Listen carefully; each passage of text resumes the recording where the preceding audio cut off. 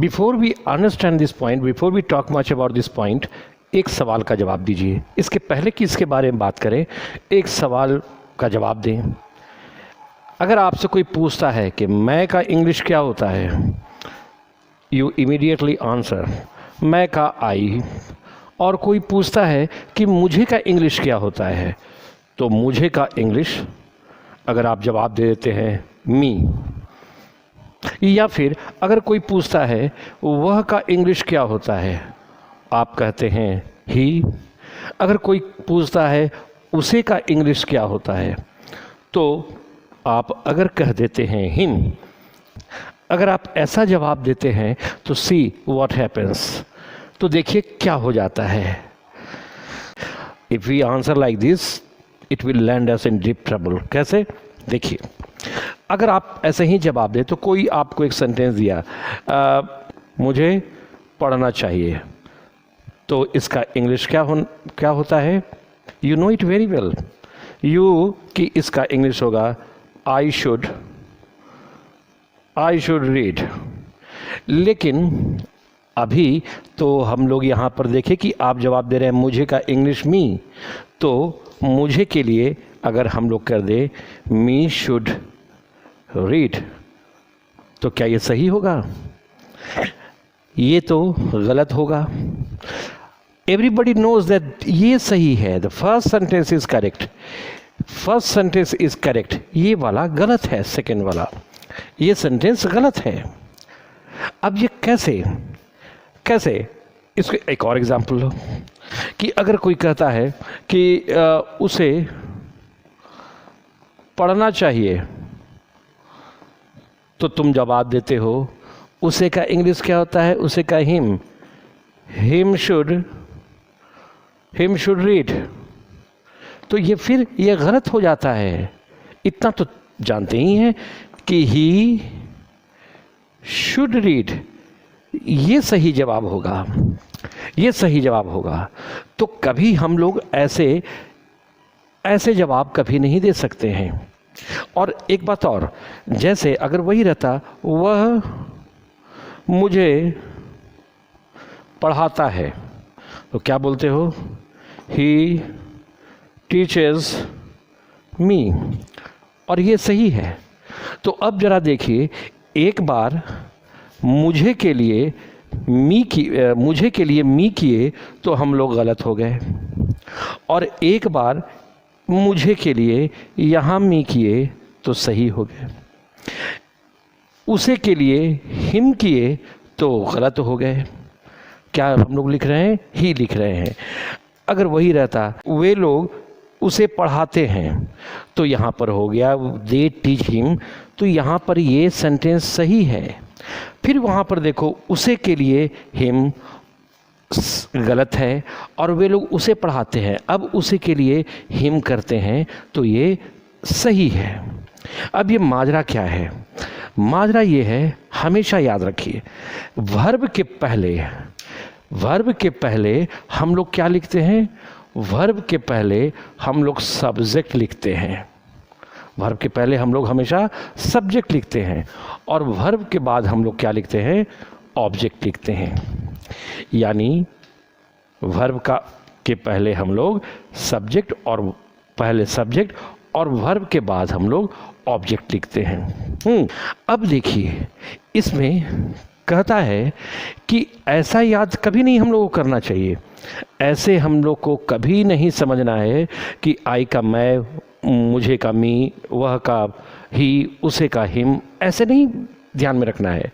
अगर हम लोगों को if we have to use pronouns, तो ध्यान रखना, अगर इस प्रोनाउन को वर्ब के पहले यूज़ करना है, तो वो क्या कहलाएगा? सब्जेक्ट के स्थान पर लिखना है। वर्ब के पहले ये सारा लिखते हैं, आई यू ही सी दे, ऐसे लिखते हैं। इतना ध्यान रखना है कि अगर वर्ब के पहले लिखना हो प्रोनाउंस को, यानी सब्जेक्ट की जगह पर लिखना हो, तो ये सारा लिखेंगे। क्योंकि इन सारे प्रोनाउंस को वर्ब्स के पहले लिखते हैं, यानी सब्जेक्ट के पोजीशन पर, सब्जेक्ट के स्थान पर लिखते हैं, इसलिए इन प्रोनाउंस को हम लोग कहते हैं कहते हैं सब्जेक्टिव केस, या फिर उसी को बोलते हैं नॉमिनेटिव केस। ये नहीं मुद्दा है कि मैं का इंग्लिश क्या होता है और मुझे का इंग्लिश क्या होता है। सब्जेक्ट की जगह पर लिखना हो, सब्जेक्ट के स्थान पर यानी वर्ब के पहले लिखना हो, तो ये सारे प्रोनाउन का यूज़ करेंगे।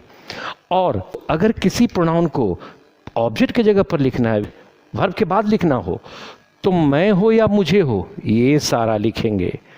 और वर्ब के बाद हमेशा ऑब्जेक्ट ही आता है, तो वर्ब के बाद यानी ऑब्जेक्ट की जगह पर अगर प्रोनाउन लिखना हो, तो मैं हो या मुझे हो, वह हो या उसे हो, वे लोग हो या उन्हें हो या कुछ भी हो, ये सारा लिखते हैं ऑब्जेक्ट के जगह पर, ये सारा प्रोनाउंस लिखते हैं।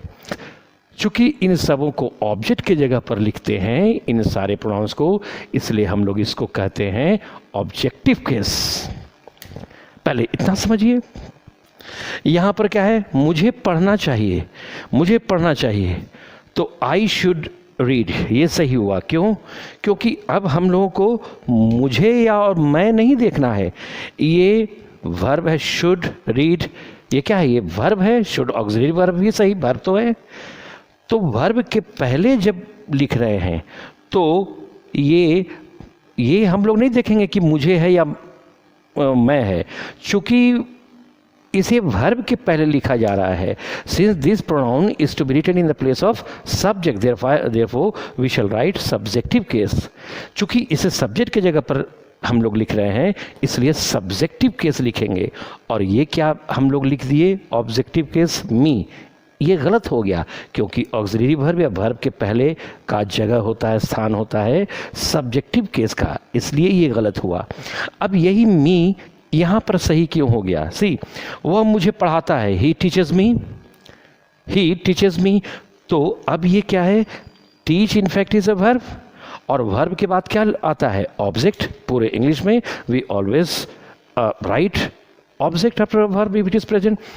तो वर्ब के बाद चूंकि ऑब्जेक्ट लिखा जाता है, तो इसलिए इस प्रोनाउन को ऑब्जेक्टिव केस में होना जरूरी है। इसलिए आई तो सब्जेक्ट की जगह पर लिखते हैं, और हम लोग को वर्ब के बाद यानी ऑब्जेक्ट की जगह पर लिखना है, इसलिए हम लोग किए मी।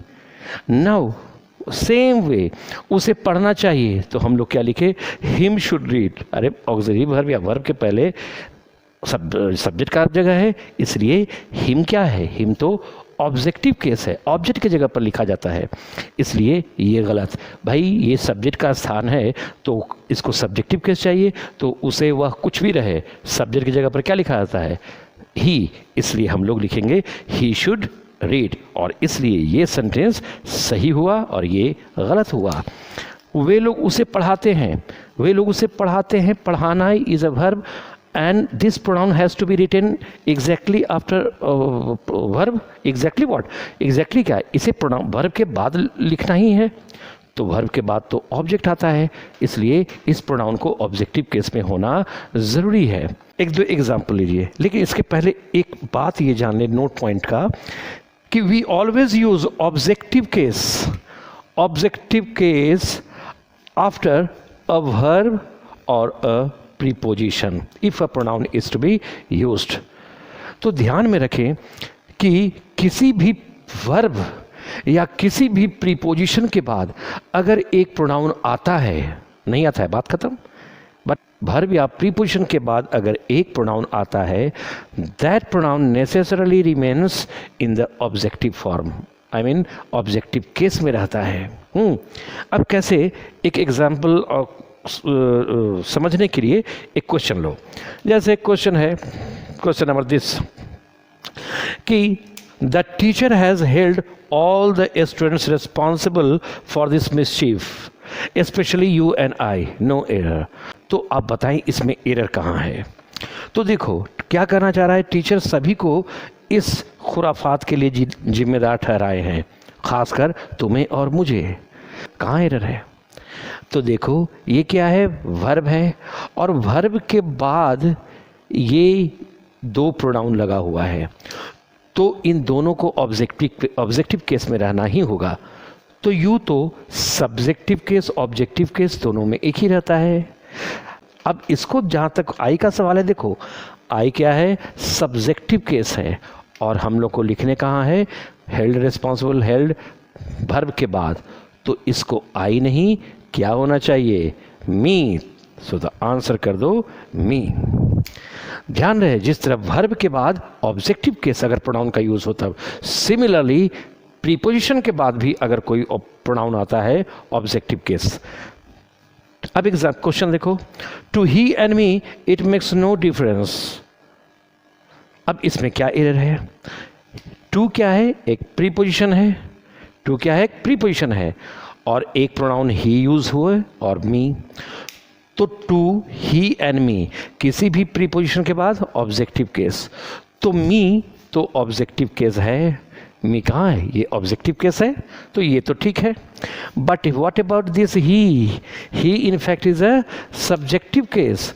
ही क्या है, सब्जेक्टिव केस है, तो it has got to be in the objective form, इसे ऑब्जेक्टिव फॉर्म में रहना ही होगा, क्योंकि रूल कहता है प्रीपोजिशन के बाद हमेशा ऑब्जेक्टिव केस।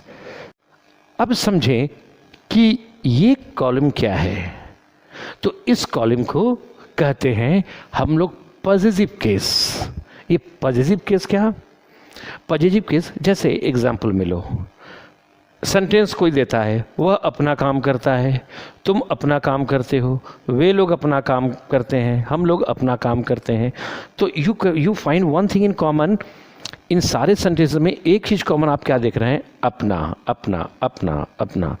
कोई अचानक आपसे पूछे कि अपना का इंग्लिश क्या होता है, तो हम लोग उसका अचानक जवाब नहीं दे सकते हैं। वाई, ये अपना का इंग्लिश सब सेंटेंस में सब्जेक्ट के मुताबिक चेंज होता रहता है।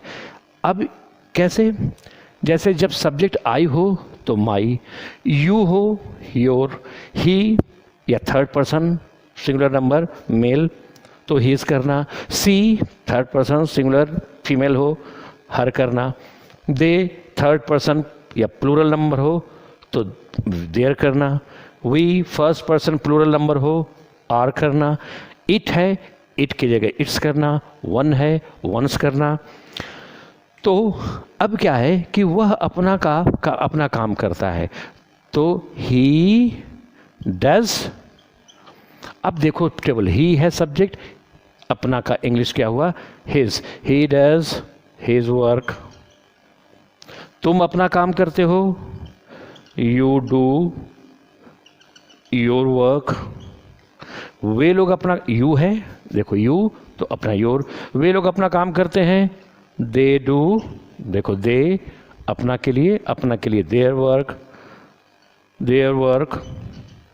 हम लोग अपना काम करते हैं, तो वी डू सब्जेक्ट कहाँ है, सब्जेक्ट जब वी है तो वी के लिए our work, we do our work. तो ये अपना का इंग्लिश सब्जेक्ट के अनुसार चेंज होता रहेगा इस टेबल में, as shown in this table, जैसा कि इस टेबल में दिखाया गया है। और ये जो अपना का इंग्लिश है इसको कहते हैं पॉजिटिव केस।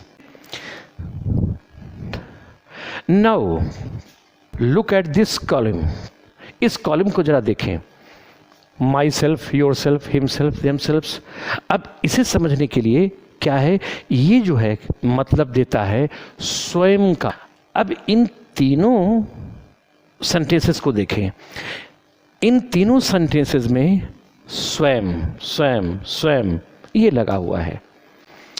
और अगर कोई स्वयं खुद का इंग्लिश पूछ दे, we are not in the position to answer, because the meaning of this swam also keeps on changing according to the subject used in a sentence. Sentence में सब प्रयोग किए गए सब्जेक्ट के अनुसार इस स्वयं का इंग्लिश बदलता रहता है। ठीक, तो ये सारा क्या है, स्वयं का मीनिंग है, स्वयं का ये सारा मीनिंग है। और इसको हम लोग इंग्लिश ग्रामर की भाषा में क्या कहते हैं, रिफ्लेक्सिव प्रोनाउन कहते हैं। तो देखो जब सब्जेक्ट आई है और स्वयं का मीनिंग लिखना होगा, myself, you yourself, she herself, तो इस चार्ट के मुताबिक बदलता रहेगा। तो क्या करेंगे, मैं यह काम स्वयं करता हूँ, I do this work myself, या I myself do this work. वह यह काम स्वयं करता है, he himself does this work. वे लोग इस काम को स्वयं करते हैं. They themselves do this work. तो इस तरीके से ये सारा बदलता रहेगा, सब्जेक्ट के अनुसार बदलता रहेगा. ठीक, जिसको हम लोग कहते हैं रिफ्लेक्सिव प्रोनाउन. और यहाँ पर एक बात और ध्यान दें कि देमसेल्फ, इसको देखो सर्कल करो, एंड आवरसेल्व्स, ये हमेशा प्लूरल होता है क्योंकि प्लूरल वर्ड ही है. अब इससे संबंधित एक बात और जान लें कि ये जो रिफ्लेक्सिव प्रोनाउंस है, रिफ्लेक्सिव प्रोनाउन जो है, जो यहाँ लिखा हुआ है, reflexive pronouns alone cannot be a subject of a sentence. कभी भी रिफ्लेक्सिव प्रोनाउन अकेले किसी भी सेंटेंस का सब्जेक्ट नहीं हो सकता है. एग्जाम्पल में जैसे देखो, माई सेल्फ एम राहुल. गलत. क्या बोलोगे? आई माई सेल्फ एम राहुल. आपको माई सेल्फ लगाना है, लगाइए, but what is it, it doesn't mean that you should make it subject ना. इसको सब्जेक्ट नहीं बना सकते हैं, आप करना है. अब जैसे सेंटेंस कि myself have done this work. Myself have done this work. गलत. ये माई सेल्फ अकेले रिफ्लेक्सिव प्रोनाउन कभी नहीं हो सकता है. आप लिखिए, I myself have done this work. तो इस बात पर ध्यान रखना है क्योंकि सब्जेक्टिव केस आई होता है और वही सब्जेक्ट का काम करता है, ना कि ये एक रिफ्लेक्सिव प्रोनाउन. तो इस बात को ध्यान में रखें. अब यहाँ पर एक बात और ध्यान में रखें. ये बात नहीं समझ में आ रहा होगा, ये वन क्या है? वन का मतलब एक व्यक्ति, एक व्यक्ति. तो वैसे तो अ मैन तो करते ही हैं, लेकिन वन यहाँ पर यूज़ होता है कैसे कि जब हम लोग करना है एक व्यक्ति, बट हम लोग को ये बात, we don't have to reveal to anyone whether this व्यक्ति इज बॉय और गर्ल, मैन और वुमेन. अगर हम लोग को एक व्यक्ति कहना है, लेकिन इस बात को जाहिर नहीं करना है कि व्यक्ति लड़का है या लड़की है, मेल है या फीमेल है, आई मीन औरत है मर्द है, ये नहीं करना है. तो हम लोग क्या कहते हैं? वन, मतलब एक व्यक्ति. अब जरा जैसे व्यक्ति को अपना काम करना चाहिए, तो हम ऐसे लिख दें वन का यूज़ करके, one should do his duty. ऐसे लिख दें, one should do his duty. इस हिंदी का इंग्लिश, व्यक्ति को अपना करना चाहिए. व्यक्ति का मतलब वन यहाँ पे यूज़ किया गया है जैसा बताया गया. तो कहता है no no no no, this is wrong. क्यों रॉन्ग? ध्यान दो, अगर सब्जेक्ट, ये अपना है यानी पॉजिटिव केस चाहिए आपको अपना का, तो जब सब्जेक्ट वन होता है तो उसका पॉजिटिव केस क्या होता है? वंस. तो आप इसे क्या कहेंगे? इसे हटाएंगे, हिज को हटा दीजिए और यहाँ के लिखिए वंस. तो क्या करोगे? One should do once duty. ध्यान में रखना है. अब ध्यान भी रखना, इट क्या है? ये लाइफलेस थिंग्स के लिए लगाते हैं, लाइफलेस थिंग्स के लिए लगाते हैं और सिंगुलर के लिए लगाते हैं, सिंगुलर. और इसका पॉजिटिव केस इट्स होता है. ध्यान रखना, इट्स का मतलब इसका. अब ये भी पहले तो इस पॉइंट को लिख लो, इस पॉइंट को लिख लो कि when one is the subject of a sentence,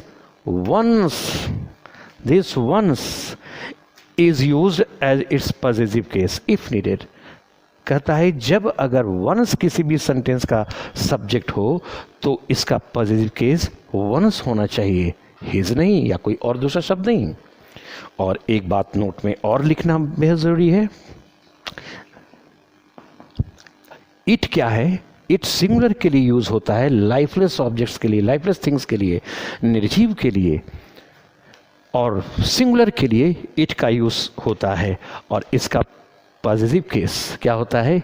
it's, ITS, no apostrophe comma. इसको ध्यान में रखना। तो इनको भी नोट करके लिखो। आता है? ठीक है, इट्स ओके।